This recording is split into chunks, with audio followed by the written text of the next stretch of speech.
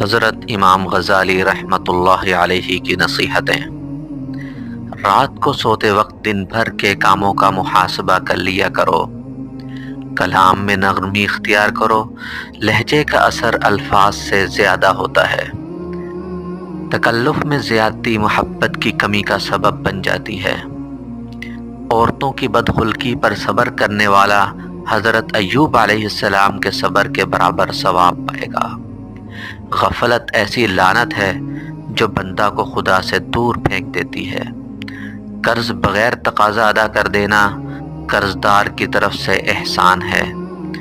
جو کام نبی صلی اللہ علیہ وسلم کے حکم کے خلاف ہو اگرچہ بشکل عبادت ہو گناہ ہے، جس احتیاط اور پرہیز سے مسلمانوں کو رنج پہنچے اس کو چھوڑ دے، سب سے